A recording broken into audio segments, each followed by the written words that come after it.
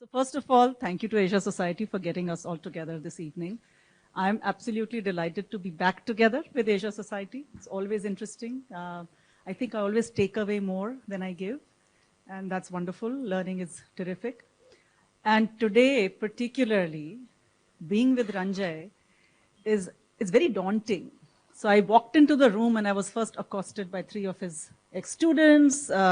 He meant the fan club that Inakshi mentioned, large fan club here. And so with that sort of fairly intimidated sort of position is where I start on this conversation.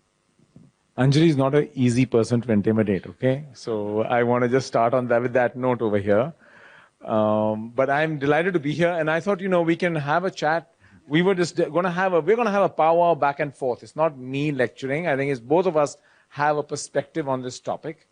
And I think purpose is a really interesting topic because there's a lot of purpose confusion. We presume purpose is mission statements. We presume purpose is CSR or ESG. We think purpose is stakeholder capitalism. We think purpose is shared value and win-win. Or purpose is a side hobby, this project you do on the side. And even though we thought we were far apart, we want to have a real debate, we've come to realize that our thinking is quite close in our understanding. So maybe we'll be able to share our own confusion and talking through with you. Indeed. So I think that's a neat segue into what is purpose. And as we think about purpose at the individual level, at a community level, and in the context of this discussion, particularly at the corporate level, I do want to start with purpose is not CSR, it is not ESG, it is something more. And Ranjay is the expert in what is something more. My favorite adage that I share with anybody who cares to listen is, listen, CSR is 2% of profit. Purpose, and the way at Avaana we define purpose as sustainability, is 100% of revenue. 2% of profit, 100% of revenue, that's the difference in scale. On that note, what does profit mean to corporates? Purpose mean to profit. Yeah. So, I also began in this topic from a place of confusion.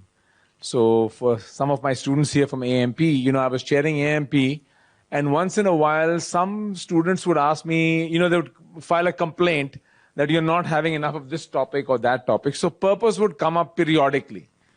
And in my own naive view, I thought they are asking for CSR. So I would find some CSR professor and say, come and do a Avaana lecture with them about CSR. And I say, okay, finished, done. Address the complaint.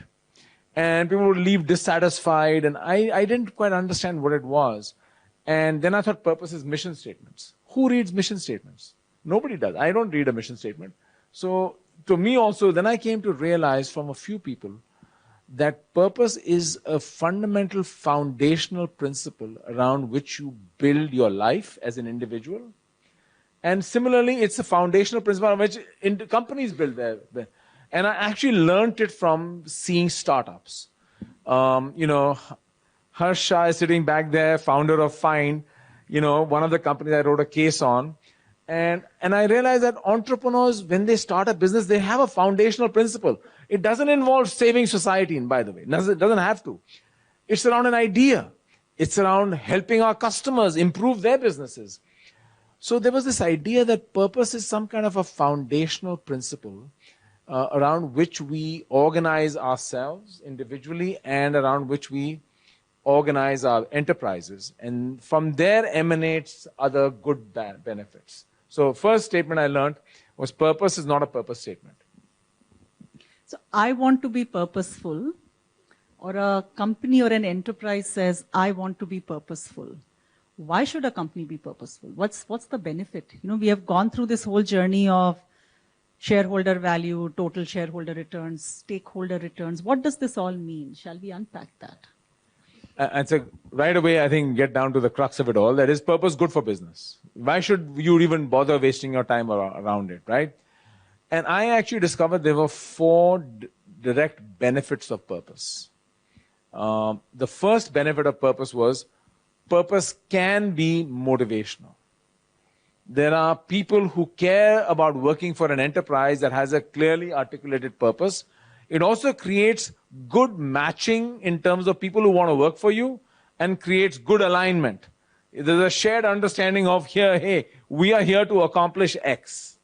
right? So there's motivational benefits. People, you attract the right kind of talent, and then you align that talent around a common understanding. So that's motivational. The second was purpose can be reputational. If you look at large companies even that have purpose brands like Hindustan Unilever or any others, they actually measure the growth of their purpose brands versus non-purpose brands, and systematically they find that somehow customers seem to care. There's a greater resonance with brands that stand for something. So there's a reputational benefit. There's a third benefit that I want to also clarify that we were discussing earlier, which is relational. Companies that seem to state a purpose are perceived by suppliers and other ecosystems partners as more trustworthy.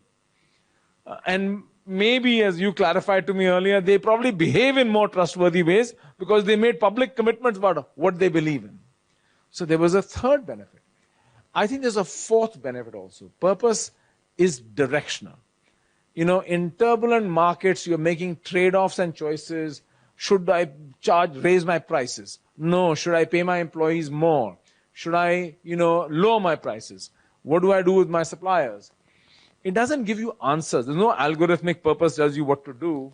But in this world of trade-offs that we live in, purpose creates a kind of orienting framework or a North Star around which you can say, hey, listen, around our purpose, we can operate. And I actually learned this from Satya Nadella. By coincidence, I was looking for purpose companies, and I studied 18 companies in my research. Satya was one of them. Lego was another one. I found a number of instances where in turnarounds, so Lego was almost bankrupt, Microsoft was going nowhere, that somehow they made purpose part of the turnaround story. So purpose was this kind of orienting, rallying cry, and said, oh yeah, we can turn around our company, and by the way, this is going to be the... And Satya told me, he said, listen, we could not have turned around Microsoft without taking on our very purpose about why we exist. He said it allowed us to craft our strategy. It allowed us to implement our strategy.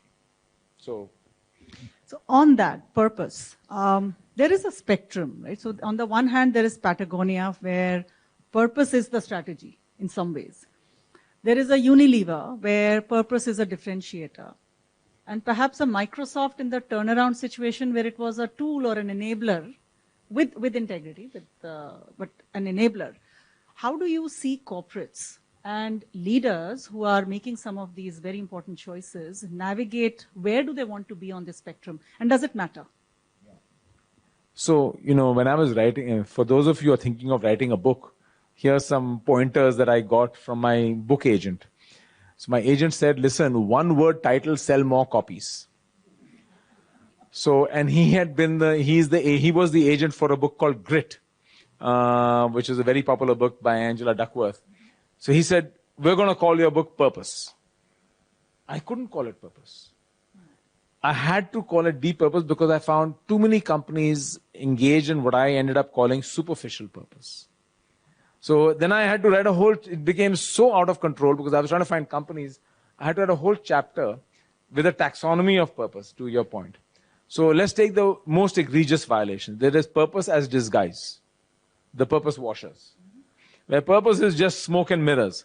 When Facebook was in trouble, and in 2016 Congress hauled up Mark Zuckerberg to say, what are you doing? He paraded a purpose. Our purpose is to bring the world closer together. Think about the irony in that. So they're the purpose washers. Or Theranos had a purpose. Purdue Pharmaceutical had a purpose. So they're the purpose washers. So that's purpose as disguise. Right? Then you have the superficial purpose that you already alluded to in your opening remarks, where purpose is the 2%. So I am doing charity work, let's have a foundation, and we are going to we're running our business. I'm Philip Morris, I'm selling cigarettes. But we fund that school over there also, by the way. So that's purpose on the periphery. Then you start to say purpose as win-win. I will do good, but only if I can make money doing good. The do good, do well also has a little bit of a twist to it. I will only do good when there is a lot of money in it. So otherwise I'm not doing good. So I'm looking for otherwise I'm going to do whatever I'm doing. So that was purpose as win-win. And then I found the other companies that started to say, how do we take purpose closer to the core of what we do? Back to what you said earlier, I thought it was very telling, very insightful point you made earlier, that is the 100%. How do we run our business? So, you know, as academics, normally we try to play it cautious, and you don't want to pick on companies and criticize them in your research, because then they'll go after you also, and they'll never invite you to come and speak there either. So I took on a company that is widely known for its purpose, Mars, the candy company. And I said, look, and by the way, they fund a research center at Oxford for purpose. The Purpose Research Center at Oxford is funded by them. They have an annual purpose conference funded by Mars. So here is a company that is talking a lot about purpose. And I said, but wait a minute. You sell what? Candy and chewing gum. And you have shown no evidence whatsoever to go beyond that. You don't have labels on portion size. You don't talk about this. So you're doing purpose on the periphery, on the side. So that was, I think, my learning. Now, what you're trying to get at, I think, is an important point Anjali is saying, is that even for those who bring purpose closer to their core, maybe there is fine-grained applications of it. On the one extreme, you have the company that is such as Patagonia, then you have Hindustan Unilever or Unilever, and others like that. So one can start to imagine what that might look like. But I think for us, let me go back to individual level. The closest Sanskrit or Hindi word to purpose is dharma, right? It doesn't loosely translated into something close to that. What is purpose? Is having intention, right? Are you doing what you're doing with clarity of intention? That there is a framework in your head about what you're doing. Now, you're an investor.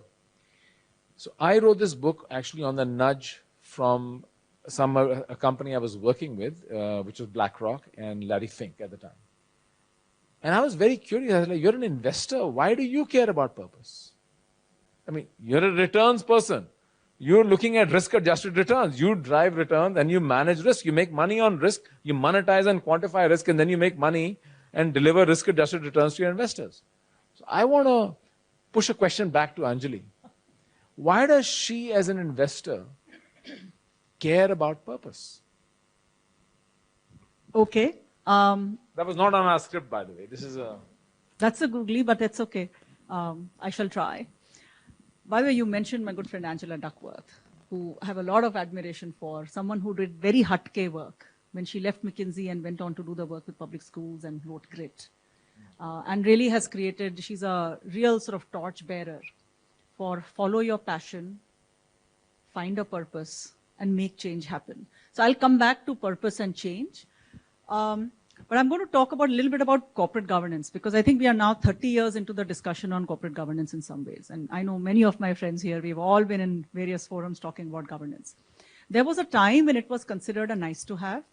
Then it was considered a must have, because somehow you got a better reputation if you were better governed, you had a nice board, good names. And then there was data. Investors like data. And data showed that better governed companies over a period of time actually generate better returns. And maybe it's a little circular logic here. There is better compounding of returns because they make better decisions. So you actually have lower level of enterprise risk because you're just making better decisions. You're not putting the enterprise at risk, and consequently, while in the short term you might see higher returns, with higher risk companies, over a period of time you see compounding. Warren Buffett, right? The whole Berkshire Hathaway model is around just consistent compounding returns. And as an investor, I would dare say that for BlackRock, particularly in public markets, they have a lot of long-term investors. That's what matters. Purpose is similar. Purpose in some ways becomes, whether you call it dharma, or your North Star on how to behave well as a corporate citizen, probably leads to better outcomes. For us, purpose is why we do what we do. So Avaana, we are an investor in technology companies. We could do anything. We could do SaaS, we could do fintech, we could do e-com, etc., etc. Our purpose has led us to pick a problem we want to solve. You mentioned entrepreneurs. I think most entrepreneurs start companies not to become unicorns. Good entrepreneurs actually start companies because they've got this burning desire to solve a problem. We invest in entrepreneurs who want to solve the climate problem, as do we. So that's our purpose. Keeping that purpose at the center, we find outstanding companies, terrific founders. We back them with capital, with our experience, expertise, and help them grow, and consequently get to great outcomes on returns. Hence, as an investor, purpose really matters because it helps you make better decisions as well. I think we should switch roles. But I want to just pick up where Anjali left off. So I actually got into this topic studying startups. And I want to just add to you what I was looking at. The puzzle I wanted to solve was, I was at that time not even studying purpose, I was studying scaling. And I wanted to study the scaling problem that startups face. The ones that have great product market fit, they've got customers, they're making money, and they're just trying to grow the business.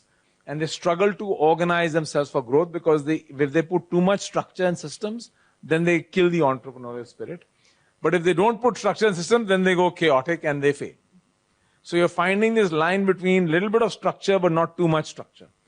So I was studying that and I found myself, I think about 65, 70 fast growth companies that had grown really fast to 500 plus employees in less than 5 years. So, and I interviewed the founders and I said, tell me what are the biggest impediments and issues you faced? So first of all of them get very nostalgic about the good old days. Oh, in the good old days, we were like family, we all worked together, and now it's a big company, I don't even know people, I get in the elevator, they don't even know who I am, I don't know them, and they're coming whenever that energy is lost, and this and that and the other. So then you start to say, look, I don't buy this nostalgic blah, blah, blah, I want to pin it down. What exactly gets lost? So I spent 9 months asking this question of 65 people, and I found there were 3 things they talked about getting lost. And I read to an article called The Soul of a Startup. I was tapping my Indian roots over here. I said, no, let's write an article with the word soul in it. And what I found, there were 3 things they talked about. The first was customer connection. We had deep customer connection in those early days that gets lost. We are now becoming more internally focused and not externally focused. The second was employee experience. Early days, employees had voice and choice. They spoke up and they had autonomy and empowerment to decision making. And now it's becoming a bureaucracy and people are complaining. No one listens to me and I don't have any autonomy. I'm working in a large corporate. So second was employee experience. The third was purpose. We lose that animating, energizing force that connected us around a common cause. And so you're absolutely right. And then I wrote a sequel to that, but I said that a lot of investors are savvy now. They're not looking for entrepreneurs with big ideas. They're looking for entrepreneurs with grand ideals. I want to change this marketplace. It's not about I have a widget, I have a new app. I want to transform, and I wrote a case on a company called Livongo for people with diabetes. And Livongo started in 2013, IPO'd at about an $800 million valuation in 2019, and then sold themselves to Teladoc a year and a half later for $18 billion, all over about 7-8 years. It didn't start to say, I'm going to build an app for people with diabetes, and then we'll have a subscription model, and then we're going to charge the employer to pay for that. No. The idea was based on the founder, Glenn Tullman's son, has diabetes. And the way they receive treatment is highly problematic and doesn't work. And Livongo was live on the go to simplify the lives of people. And they didn't say diabetics. They banned that word in the company because you say you don't identify a person by their disease. It's demeaning. To say you're diabetic, you're saying what? You're demeaning you. People with diabetes. So they really wanted to depersonalize, they wanted to make it human. And through that emerged their solution. And so I came to realize that these organizations, even when they're looking for an idea or a problem to solve, having kind of an ideal allowed them to really do things in a different way. We talk about customer solutions, problem solving. I think this unlocks that for you. Would you agree? Absolutely agree. I think, companies, and right now in India, we are going through this first upcycle on unicorns and now perhaps not so up anymore. But we run a mile in the other direction when a founder comes to us and says, I want to be a unicorn in 1 year. We say, okay, fine, please go talk to somebody else. I don't understand that, right? So it's what are you building for? And that, again, has to be a problem that is worth solving. There are problems that are worth solving in crypto as well, but the get rich quick, I want to get rich quick is not a problem worth solving. I think, so that's one. You talked about Livongo, which is a company I deeply admire as well. I'll talk about a company called Iki Foods. Some of you, I see Nader here, he knows that, knows the company. Iki started, 2 boys out of IIT Bombay, young guys, and didn't have a huge background. They just said, we want to solve a big problem. I asked them, why did you do what you are doing? And I'll tell you what they're doing. They said, wo e-commerce or fintech to sab kar chuke hain. And these are 2 boys from Kota in Rajasthan, right? So English is okay, but doesn't matter what language you speak as long as you have a desire and you have the smarts and the elbow grease to solve the problem. They said the biggest problem in India that we want to solve is access to affordable, high quality food. So they said everything else, staples are being done, but the average Bharatiya does not get good sabzi. And so India, FNV, lot of wastage in fresh fruits and vegetables. You have 40% wastage. By the time it comes to market, it's high priced. People like us sitting here in the room can afford, very different. I call us the avocado segment. By the way, we don't invest in the avocado segment. Nobody in Bharat is buying 3 avocados for 1,000 rupees. So they said, we want to solve Bharat ki sabzi. So they are now growing tomatoes, karela, bangan, mirchi. So tomato, karela, bangan, mirchi, right? Those are the kinds of sabzis they are growing in Kota in Rajasthan through a patented polymer-based growing chamber technology, where they're able to maintain root temperature at 27 to 30 degrees, even if ambient is 45 to 50, tomatoes at 8 rupees a kilo. They are selling tomatoes not to people like us, but in the mandi to the average Bharati. That's their purpose. They can very easily jack up prices, take a lower margin. They refuse to do so. And that is a company I think will go very far. They have 40 acres here. They're getting inbound interest from the Middle East. Food security is an issue for everyone. 80% less water usage, 4x yield per acre, growing vegetables, great quality around the year. So like Livongo is aiming to solve for people with diabetes, Iki is aiming to solve for food security for Bharat. Let me riff off of that actually. One of the companies I looked at was also an agro-tech company, started by an Indian American actually, Viraj Puri, and it's a company called Gotham Green. So Gotham Green in the US wanted to solve a problem which is again around waste in transit. And they came to realize that using hydroponics is of course a solution, but they said, where do you want to locate? Because you still have the transportation cost and spoilage in transit. So they said, dense urban centers in America have rooftops that are unutilized. Why can't we do that? They grow herbs and salads on the rooftop of Whole Foods in Manhattan. And that's not as one. They have now thousands of acres in San Francisco, Providence, New York, and a number of other cities, in Colorado and Denver. But their idea was solving this problem around food waste, especially high spoilage items such as herbs and basil and other herbs they do and salads. So again, you're not trying to say there's an opportunity here. They're driving saying there's a problem here that needs to be addressed, and we want to find a way to put ourselves in there. Can I give a personal example over here? Absolutely. Yeah. Please. So, when you're writing a book, for anyone thinking here, you start to realize your own. I asked myself, why am I writing this book? I never thought I'd write a book about purpose. And then again, your publisher says there has to be some personal reason why. And I'm thinking there must be some subconscious factor. And I came to realize there actually was. So I learned business first in my own family business. This was 1970. My mother was a school teacher at the American school. And the school had sent her for a master's program with Vanderbilt University. And this was a summer For teachers, they would meet every summer in Athens, Greece. The faculty would fly in. And over 5 summers, they would finish their master's degree. And her degree was in anthropology. And her master's thesis was about Indian tribal women who hand printed their fabric and wore it. So, and she was at the American school, and she felt that Indians who worked in the school all wore Western clothes to fit in. Because the students were American, the parents were American, most teachers were American. And my mother had this idea that I want to show them that India is a beautiful country. We may be poor, but we're not primitive people. So she started taking these tribal women fabrics and putting it on, making skirts and blouses for herself. And her idea was to show them that we are not primitive. And then she would go to her course every summer, and all her classmates would buy her clothes off of her. And she only was allowed to take $50 in those days. So this became a business. But the business was not based on I have a business idea. It was like, I want to show the Western world how Indians are, we have beautiful aesthetics in our culture.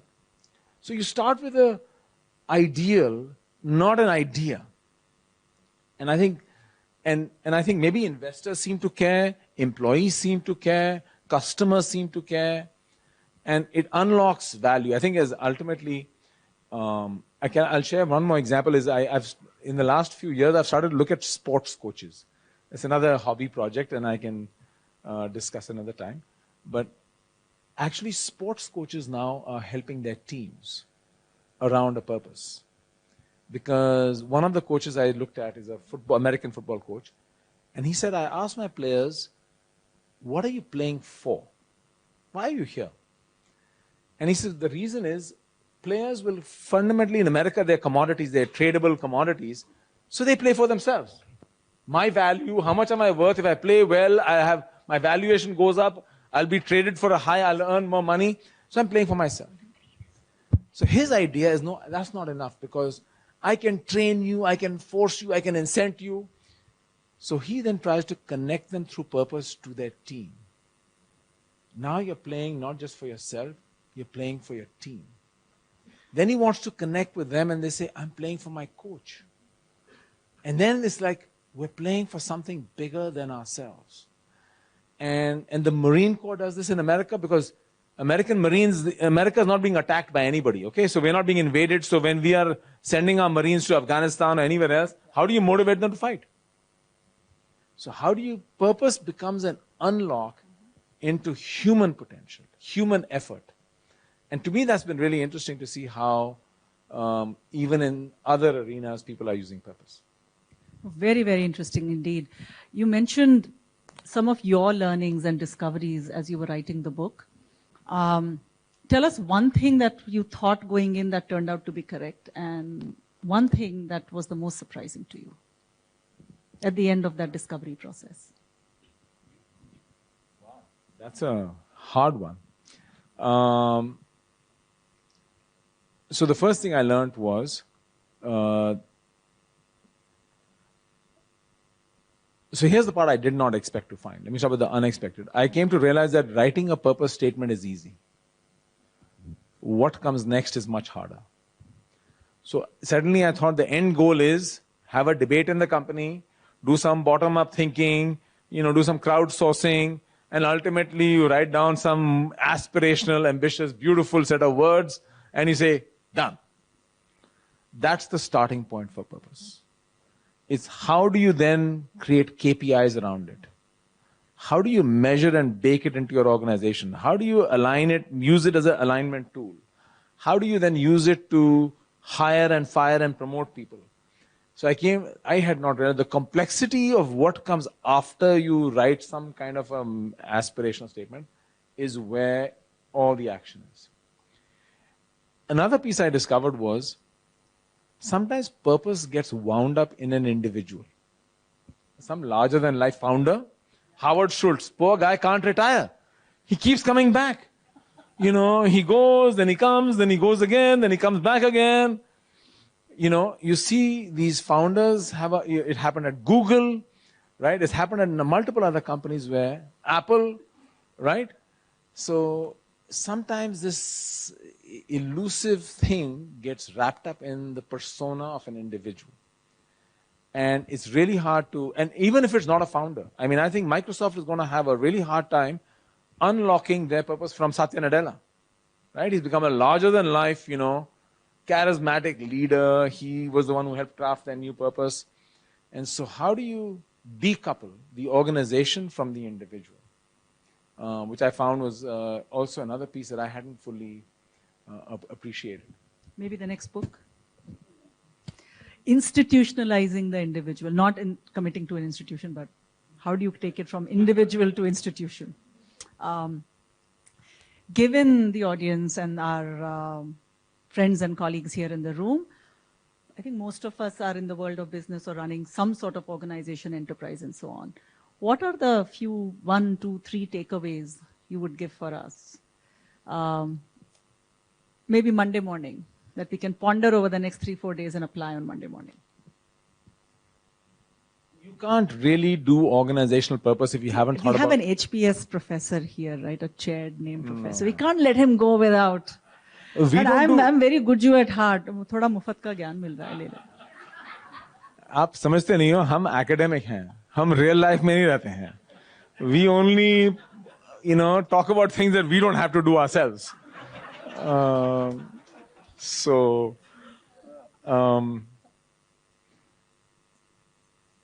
can we do differently? Yeah, I think, and incorporate purpose in our lives and our business? I think purpose first starts with you. Have you thought about your purpose? Really? Right? Have you internalized it for yourself? You can't be a purpose leader if you yourself haven't thought about your own purpose. Right? From there, you can work towards organizational purpose and all that, and you can do the KPIs and all that. I think the hardest connect to then think about. So first is find your own purpose. It's never too late. The next piece is then finding an organization's purpose. But I'll tell you the hardest leap in all this implementation stuff is helping connect employees' own personal purpose with an organization's purpose. And in many companies I found, they said, they were having employees do personal life purpose coaching. Unilever's done that with 60,000 people. Microsoft done 100,000 people. Personal, and I found it a little intrusive. I said, none of your business. Why should you be helping companies do life purpose? They said, why will anybody connect to some company purpose if they don't even know their own purpose? So to unlock human potential, you need, and I think part of our unlock should be helping ourselves and helping the people who work with us discover their own personal purpose and then hopefully connect it to some collective shared understanding. I mean, at HBS, I feel very fortunate. Our purpose at HBS is very closely linked to my own purpose. Purpose at HBS is we educate leaders who make a difference in the world. Right? And to me, that connects with my own sense of what my purpose is. And I think it really feels empowering to me. I feel very fortunate to be placed in that situation. Very inspiring, very powerful. I want to do a little bit of a north-south sort of comparison here a little bit. Sometimes purpose, when you think about your average employee in any organization, and let's take the context of India, still very much in our growth journey, still 200 million people to bring out of poverty. We've lifted a lot of people out of the bottom of the pyramid, but it's still highly aspirational. Purpose seems something that is distant and lofty.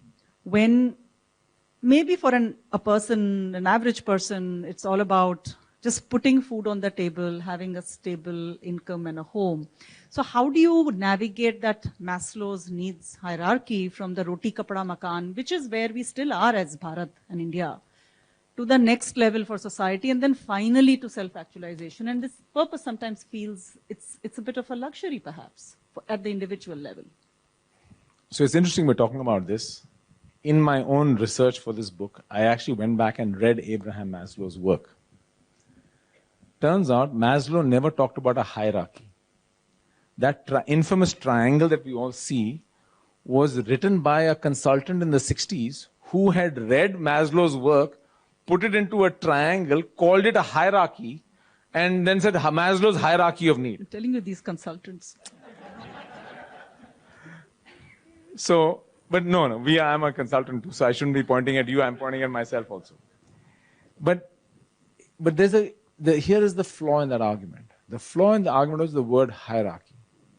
Hierarchy implies that you don't have higher order needs until your lower order needs are fulfilled.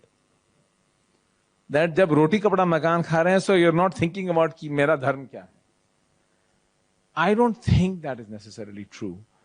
And I'll just share with you two short examples, if I may. The first was the late Jack Welch. For my AMP students who are here from my AMP days, I used to have Jack Welch come to my class for every AMP.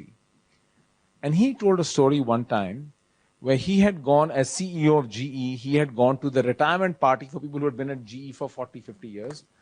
And one frontline factory worker among the many who were there came up to him and said, Jack, I have been trying to have a meeting with you for so many years, but I'm so glad I'm finally meeting you.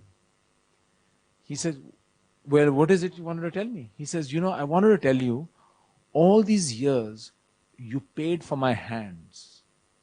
You could have had my heart and mind for free, but you never asked. And he said, it really stunned him because he realized that how they organized work and relationship of work to employer hadn't quite figured out. Now I'll just give you my second one, which is a research study in which these researchers wanted to study how do people think about their work. And this is very important work by a professor at Michigan and Yale. And they came up with this taxonomy. People have one of three primary orientations towards work. First is my work is a job. I do it for money, right? It's transactional. The second is I do my work as a career. I want to get ahead. I want to become CEO one day, right? Third is my work is a calling. I do it because it just is intrinsically meaningful and fulfilling to me. I want to get paid. Of course, I won't complain if I get promoted, but what is my primary driver of why I go to work? So they had this nice, clean taxonomy. They wanted to test it. So they said, let's go and test it in a hospital. Because in a hospital, we'll find our presumption is that doctors will say my work is a calling. The janitors will say my work is a job. So what percentage of doctors do you think said their work is a calling? In America, I would say a decreasing number given the state of healthcare. And she's got it absolutely right. It was 1/3, 1/3, 1/3. It was a teaching hospital, so 1/3 want to become professors. So 1/3 career, 1/3 calling, 1/3 job. This was not surprising to them. What percentage of janitors said their work was a job? What do you think? A janitor in a hospital. Come on, give me my view is that I think people who do work which is of the janitorial nature actually believe their work is very important. Otherwise, they wouldn't do it. They'd go out and do something else. And actually, in hospitals, particularly given the spread of disease, that is probably very, very important. See, when you have smart people like this, you can't bait them into giving you the wrong answer either. Normally, in our classroom, we want to bait our students to giving you the wrong answer, and then you say, see, you were wrong. But so what the answer actually was, it was 1/3, 1/3, 1/3. So then these researchers were confused. They were surprised and said, who are these 1/3 who are saying my work is a calling? So they went out and interviewed them saying, maybe they filled the survey wrong. And they said, no, I don't come here to clean. I'm here to help people. And I get to have a huge impact. Look at the difference I get to make. They're so grateful for anything I do. I feel I'm making a huge difference. And their customer satisfaction was out of the roof. Their own satisfaction. Absenteeism was low, turnover was low. Now they were doing this spontaneously. This was spontaneous behavior happening among 1/3 of janitors. These researchers now say, hypothesized. What if companies can proactively look for ways to get people to relate to their work in a different way? Now the cynics have come out and said this is a brainwash to get people to work harder. Yeah, it is. For some say, you want to brainwash me and say, I have a purpose, you are part of the purpose, it's part of your life purpose, now work 18 hours a day, please. And I'm not going to pay you. After all, you're doing it for the purpose. So people have now indexed that, by the way. People are willing to take, this one study showed, people are willing to take about a 5% pay cut for a purpose company. Huh? Not much more than that. So this trade-off that you would imagine on the margin, it's a margin trade-off.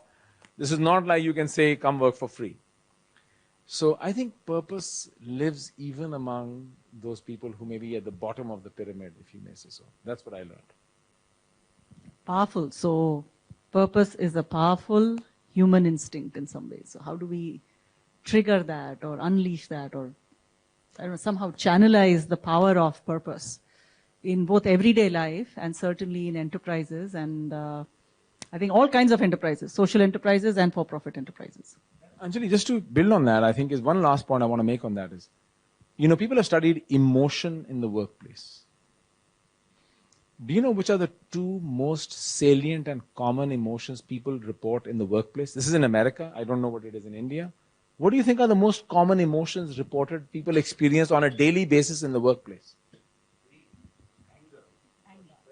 Anger is number 2. Fear is number 1. Fear and anger. So ask ourselves, what are we creating? We are creating in a context where people spend the majority of their living life experiencing anger and fear. And they're operating and working and then you're waiting for retirement, saying, oh God, or work-life balance. I'll tell you the other part I'll just share with you is, sorry if I may take a minute over here. So I had this conversation with my mother when I was a kid. In 5-6 years, her business had exploded. So she was doing very well, but she was working crazy hours. And I was a teenager. She had me working crazy hours. My summers were like 7 days a week, working 20 hours a day. So one day I'm having dinner with her at a nice place and I gave her a lecture on work-life balance. I said, Mom, why do you have to work so hard? What I was trying to say was, why do I have to work so hard? But I couldn't say that. So I was trying to if you take it easy, then I can also take it a little easy. Why are you working so hard? I said, work-life balance. So she said to me, she says, Ranjay, it's such a horrible phrase, work-life balance. So I said, why is it a horrible phrase? She says, work and life should not be in opposition with each other. I can understand work-leisure balance. I can understand work-family balance. But work-life means that when you're at work, you're not living. There's an implicit bias in that statement. So then she said, my wish for you, Ranjay, is you never have to work a day in your life. So I was very excited now. I said, what do you mean? I thought she was going to tell me about my trust fund that she was building. So I said, oh, tell me more. She says, no, that's not what I'm saying. What I'm trying to say to you is that I wish you never have to feel like you're working a day in your life. Work seems to have this negative connotation. That why should you feel like you're work? And then you have to balance work with life. So, look at the language we use also to describe and talk about ourselves. I absolutely agree with your mother.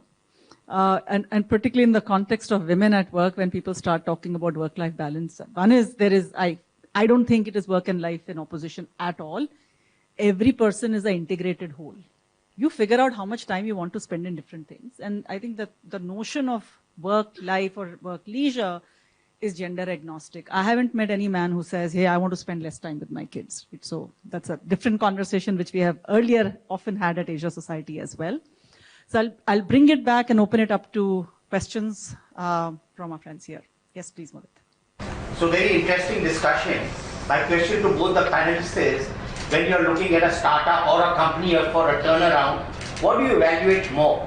The person, the founder, the person, his passion or junoon for the job or for the financial? What comes first? So at the stage at which we invest, there is not that much financial you can really analyze. You don't have 5 years of earnings history.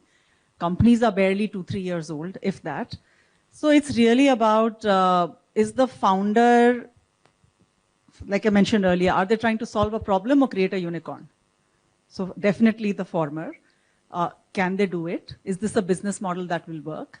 And for us, very importantly, the business model has to align with our investment strategy, obviously. We invest in energy transition, in supply chains and agriculture. So it has to align with that. So we are purposeful, and that's where we make sure that we are not straying. It has to fit through these lenses. And then there has to be a moat. whether the business model as a moat or technology as a moat, certainly not capital as a moat. So that's what we look for. I teach an MBA course right now on turnarounds and transformations. And if you talk to a seasoned leader like Sunil Sood sitting here in the front row, they will tell you that, the financials are a reflection of the people who are running the business. And when you see businesses in distress, if you do a root cause analysis of what got them into trouble in the first place, an iconic, successful company that was doing, like BlackBerry is a company I wrote a case on, which is still around, by the way. What gets them in trouble is not that their business model is broken, but they're not able to refresh their business model as market conditions change. And then behind that is people who are not willing to change, right? And then when you are trying to transform the business, these leaders who are turnaround experts, they want to assemble a team of people first to get that right, to then help you unlock the strategy, unlock the organization, unlock the operations, and then get it done, and then unlock the financial value. So I would submit that, there's a chicken and egg. What's really under? But it goes back to people, really, in some ways. I was talking to Dennis Boyle with, 2 weeks ago. I was with the IDEO team in San Francisco, and IDEO were the early partners with BlackBerry. So Dennis was actually talking about BlackBerry and how the whole journey has been. So very interesting. So just corollary to that, would you say a crisis leader is different than a normal leader? So wartime general versus peacetime leader? Look, I don't want to make a universal statement about that because there are peacetime leaders who have done great jobs as wartime leaders as well. And wartime leaders sometimes become great peacetime leaders. There are some leaders I have seen who were just crisis turnaround leaders who struggle with when the crisis is over. And I've seen that a couple of times because they just know how to turn around the thing. They don't know how to do stable and steady, stable growth after that. So I wouldn't want to generalize, but you're right. The leadership skills you need to apply in a crisis require a different mindset sometimes than what you need. And some are able to do it. I mean, Satya was a turnaround leader who has evolved himself beyond the turnaround. And others are not able to do that. Nishit bhai. Yeah. How do you communicate purpose to the ground level people? You have some case studies on that, or are this something that communications? Yes, absolutely. Because that is one of the challenges a lot of We organizations. talk all the time, so it's really for you. Yeah. Yeah. It's a great question, as was the last one. So I have a whole chapter, not to toot my own horn here about my book, but I have a whole chapter in my book. Please read the book is what he's No, saying. no, I'm not. Everybody. I will No, tell you. seriously. I will tell you the summary of it. You don't need to read. Yeah, I think. Thank you so much. My time is very valuable. He's a lawyer. I'm a lawyer. He's a lawyer. So She considers I'm little expensive. I'm cheap for her. Sorry, it's lighter vein. So, I actually discovered remember what I said to you earlier, purpose is only useful if people really internalize it and connect it in a deeply personal way. The janitor in a hospital or a professor in a university trying to say, I'm aligned, I feel that purpose is my purpose. And you can't do it through an email or a video or this or that and the other, right? So I found that the master communicators, and one of them I looked at was Indra Nooyi at Pepsi. So the first thing I discovered was they know how to tell a story. So they communicate purpose through personal storytelling about their own story. So Satya talks about his son, late son, unfortunately, and how that informed who he was as a leader and how that shaped purpose for him. Niren Chaudhary, who's at Panera, about whom the movie Sky is Pink is made, talks about his own tragedy in his life and how that shaped his purpose. Indra Nooyi talked about growing up in Chennai with no water and why that shaped her purpose. So that was my first learning. They tell it as a big story, a narrative.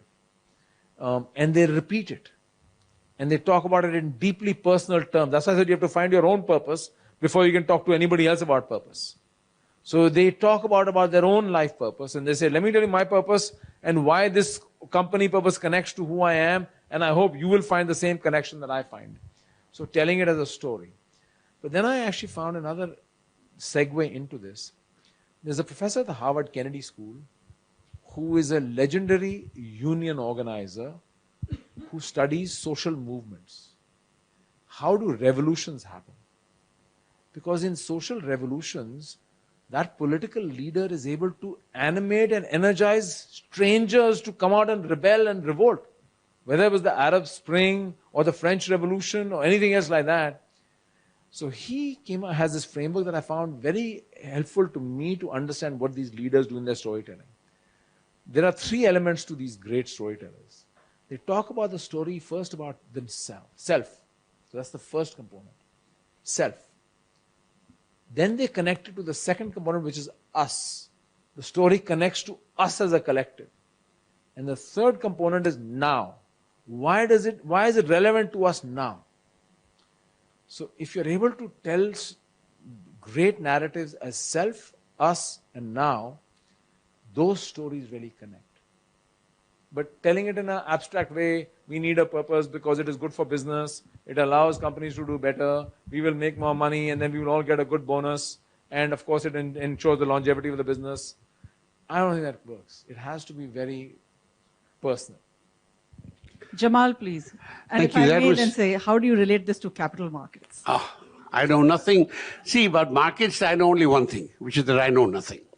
But I just wanted to touch base on what your mother and you were talking about work. One of my lines has always been, and it's a line, but it is the truth. Business is pleasure, work is play. Same number of letters in both words. So it's really what your mother was telling you. But see, what you've done then is you've made it personal and connected to your own existence, right? And then I think it becomes more personal.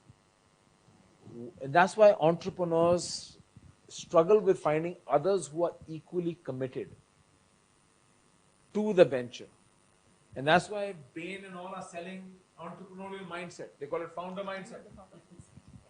For a fee, they will come and say, we will teach all your employees to have a founder mindset. As long as they get large stock options in the company, it's slightly easier to create founder mindset. I love it when people say, oh, you must have it. Like you said earlier, right? You tell your employees, oh, you should have purpose. I see many startups telling, when they have raised lots of money, telling some of their junior employees, but you must behave like an entrepreneur. Then I said, okay, then give them lots of stock options. They might behave like an entrepreneur. So yeah. Great point. Yes, please. There was somebody else here. So purpose, right? When you have a grandiose purpose and you start talking about it, and how close does it come to propaganda? Purpose becomes propaganda and it's prophesized, whether you take religions or nations or whatever. And if you realize that the purpose is a propaganda, how do you escape it? So purpose equal propaganda equal cult equal something else. So how? So first of all, purpose, there are several parts to your question that I want to just take apart. First of all, purposes don't have to be a grandiose statement. It doesn't have to be some lofty statement. In fact, there's a Wharton professor who studied verbiage on mission statements. And he calls it a paradox. He said the paradox of missions or purpose statements is, at one level, they need to be inspiring and grandiose, but at the same time, they need to be granular and real. If it's too lofty, then people say propaganda. If it's too granular, people say, ye to bahut hi specific hai. So actually finding the right language to communicate your purpose that isn't too lofty and not too granular is a very tricky business also. There's some element to that. But I told you, purpose is not a purpose statement. Right? So if you want to go beyond propaganda, purpose has to be real. That's why I said deep purpose. Purpose has to be real, meaning it has to really be tied into how the founder presents themselves, or the CEO, how they talk about their business, the actions they take, symbolic and substantive actions, how they measure themselves.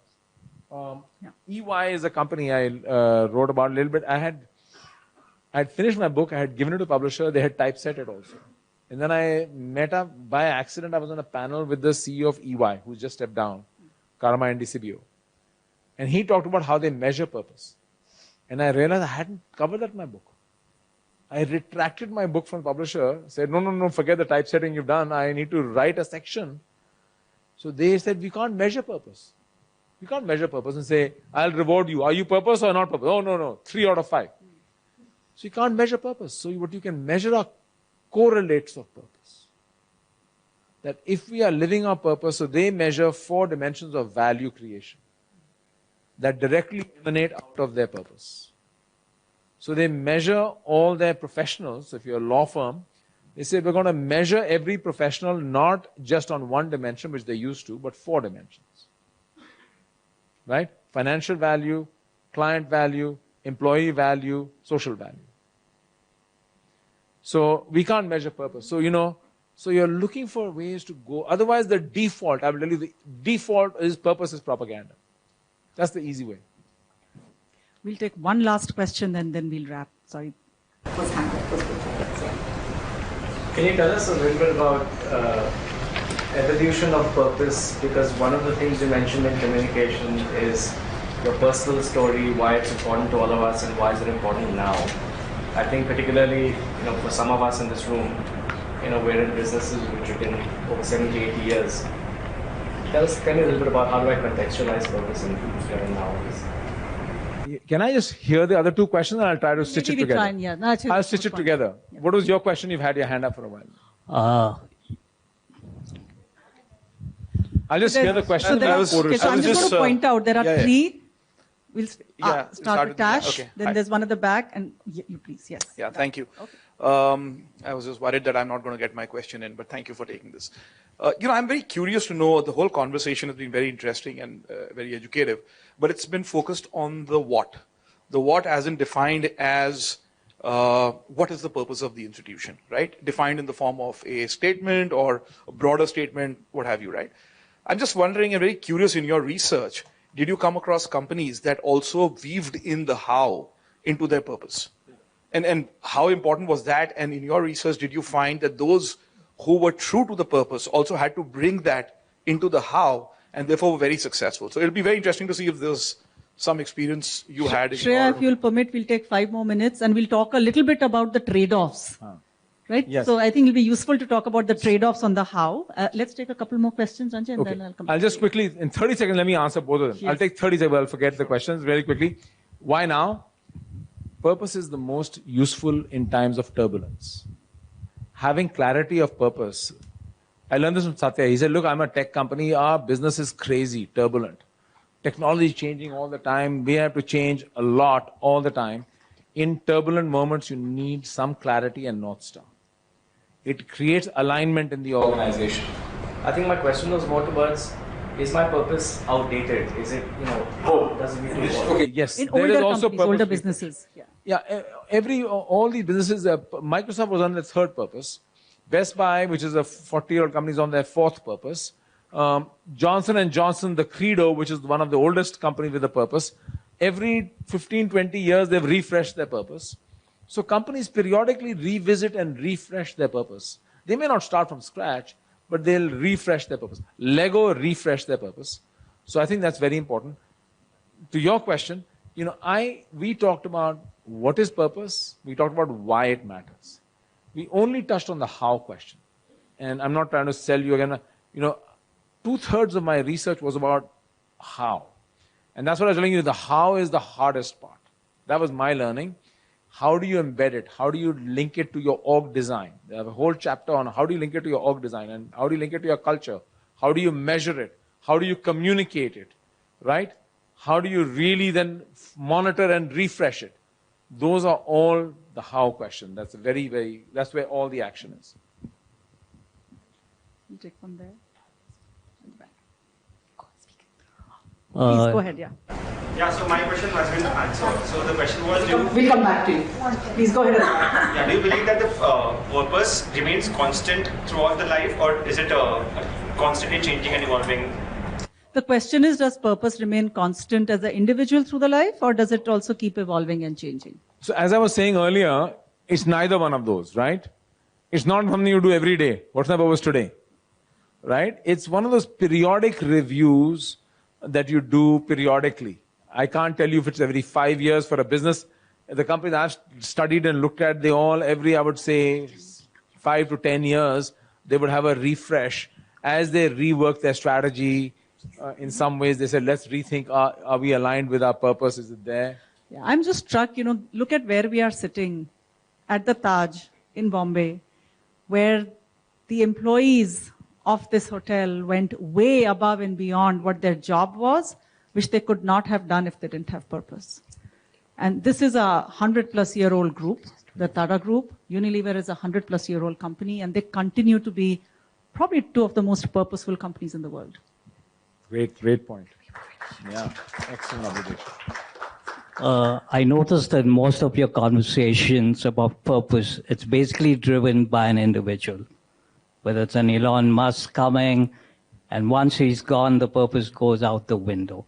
So is it a corporate-driven purpose, or it's an individual who comes in like Howard Schultz, says, this is what I do, this is what I work for, and my employees. Then someone else comes along.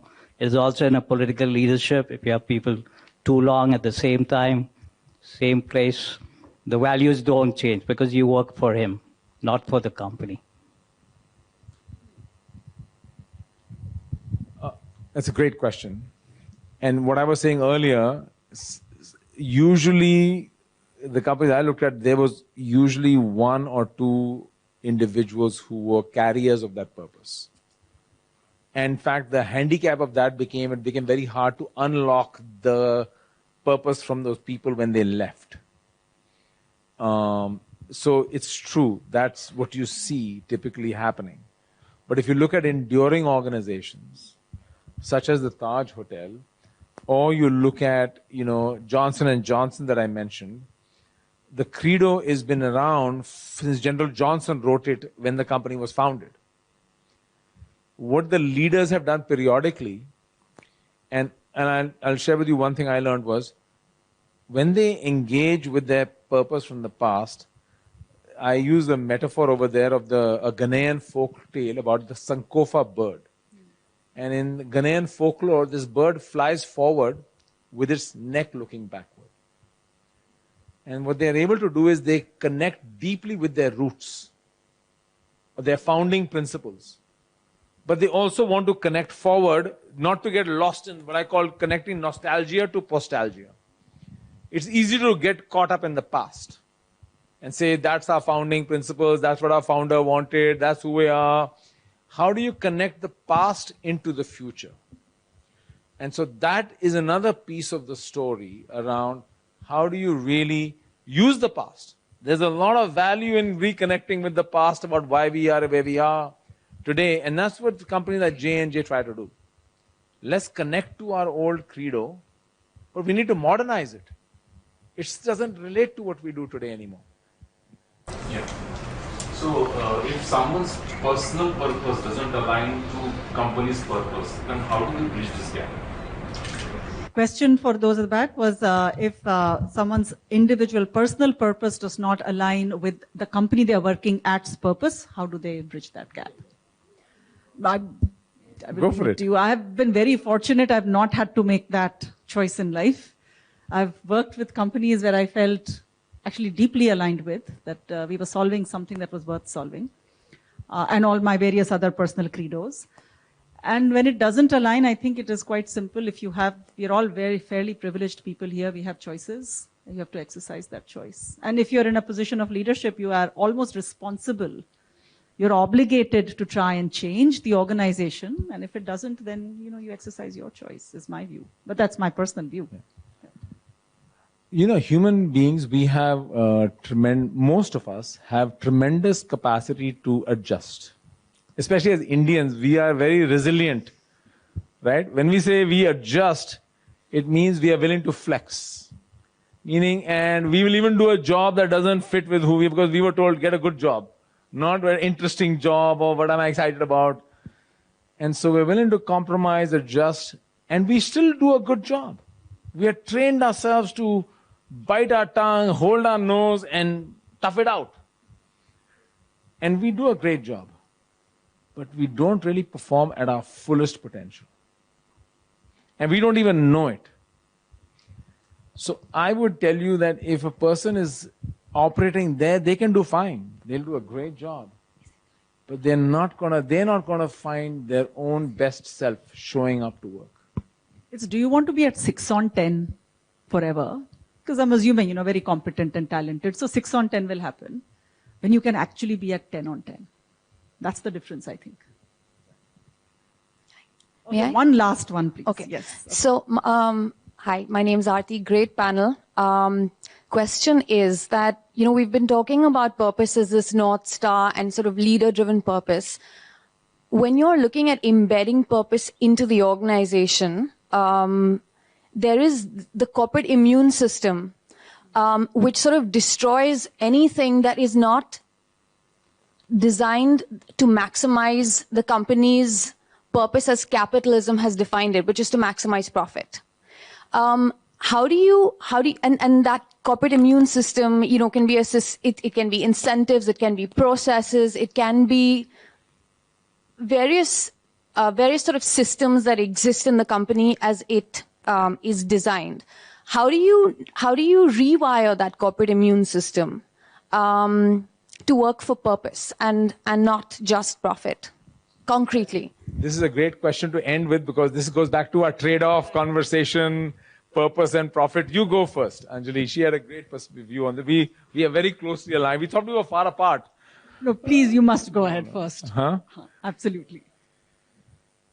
So, first of all, I think you're touching on, I think, what is a real big confusion in this purpose world. That purpose is somehow oppositional to profit. Or purpose is a tax on business. Purpose is 2%. Right? And I think the realization we need to have is that purpose unlocks value. Right? I told you earlier about the job career calling. They've now got employee productivity data that workers who are inspired at work are more than twice as productive as satisfied workers. 3 times as productive as dissatisfied workers. So there's tremendous unlock of profit when you pursue your purpose. Now you're going to time horizon also. Excellent. We talked about this. Long term is a series of short terms.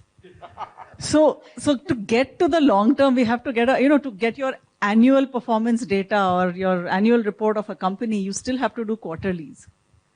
And so to me, in a very practical way, it has to kind of go step by step, which Ranjay is going to tell us about. No, but she's absolutely right that, here's what happens is why purpose gets a bad rap. I'll give a concrete example. Great leader, unfortunately, couldn't connect the short term and long term. But a great leader was Emmanuel Faber, CEO of Danone. Now, unable to deliver quarterly results, underperforming all his peers for, I think, 7 or 8 or 9 quarters in a row. And he kept saying, but I'm a purpose company for the long term. You need to wait, you need to wait, you need to wait. And the market waited and waited and waited. And after 7, 8 quarters, they said, bus, you're done. And then he said, see, you guys are not purpose. That gives purpose a bad rap. Purpose is not an excuse not to deliver short-term results.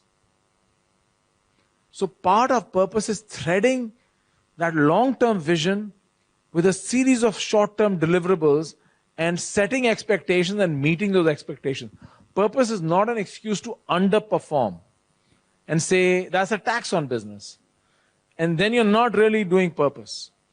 So I think this is why purpose creates this kind of sense that, and people get skeptical.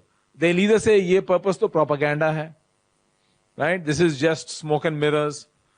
Or they'll say purpose ESG, CSR hai. Or it's just a long-term view at a short-term expense. We have a question which we have to take from Inakshi, please. Or a comment maybe. I'm just curious, Ranjay, what do leaders in your experience and in your research, when in the course of doing their work, there's a tendency to get distracted, right? I mean, you're surrounded with 100 million variables. It's a difficult job. What do companies which really have, embody purpose, what are the kind of conscience keepers that a leader needs to surround himself or herself with to ensure that they stay the course for retaining purpose in their organization? I don't know if it's a chief purpose officer, I don't know what it could be, but I'm just curious to know if you've come across or you've had conversations with leaders who've said, difficult to lose sight of that, and this is how I pull myself back. So is there a Wendy for purpose? Like in Billions, there is a Wendy. That's the question. Is there a chief purpose officer? Right? Starting a purpose practice, saying we'll do a purpose audit for you. For a fee, I will come and give you a purpose score. Instead of engagement, I met an employer, I'm going to measure company purpose for you, and you are a 9.3, but... No, but I think there's something to be said over here. And I want to just link it back to the last question, which ties to what Anjali and I were debating in the other room before we came here, and it hasn't come up fully over here. There was a time when leaders had an easier job optimizing on a single variable. Right? When you're optimizing results on a single variable, life was relatively simpler. Now, they don't have that luxury anymore. You're optimizing across variables, multiple variables, and multiple time horizons. So think about that equation. I'm looking at Harsh over there because they love the infinity equation in his company. So you think about that equation with multiple variables, with multiple time horizons, and you as CEO, leader are being evaluated on all of them. You're not sure which one and how to make trade-offs, what we were discussing. Purpose doesn't give you an algorithm to answer that problem, but it gives you a loose framework to at least navigate and talk about it and get some shared alignment around whatever decisions you make. You're going to upset somebody or the other in this world today. Everything is trade-off. Somebody will be upset with you. It gives you a way to communicate your decisions. It allows you to talk about your decisions and even make the decisions. So that's the first piece of it. Now to your question, Inakshi, on this purpose kind of assessment, if you will, and who helps CEOs. So in the last year, I've had a chance to present to a number of boards. And I asked them, to what degree do you when you're engaged and talking to companies, how much do you talk about purpose? Is it on your radar? Are you talking to the CEO about purpose in some way that, to what degree are they embodying the purpose, living the purpose? Does it inform your thinking about trade-offs and choices?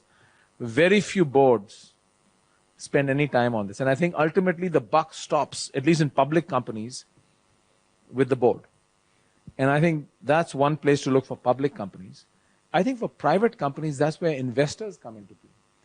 And say, am I going to use that as a filter? And you already heard from a very savvy investor here saying they care. And to what degree are you doing that? So it's a great question. And we care not as a trade-off for returns, by the way. Actually, I think I'm going to use a different metaphor. 30 years ago, there was no digital. Only companies in the valley, and Nishida, you'll remember this, only companies in the valley had CTOs. And now technology is embedded across the enterprise, right? Digitalization is no longer a vertical, it's embedded across the enterprise. We actually say from a purpose point of view, we say sustainability is the next digital. All businesses will have to get sustainabilized, not because it's good for the planet only. It's required for survival. And the trade-offs we were talking about, earlier it was, okay, you produce a good quarterly return. It was all about your shareholder return. Then it became total shareholder return. Then it became some sort of CSV, shared values and stakeholders, and somewhat fuzzy. We all know what gets measured gets done. So if we, and I think we do, believe that purpose actually makes for better enterprises ultimately, and hence a better world. Enterprises contribute a lot to what the world is. Then perhaps a rubric of measurement, which is a little bit more objective, a little bit more measurable, still leaving some margin on the side for definition and subjectivity. Perhaps that is something that can be worked upon. Yeah. Much like we have done for ESG.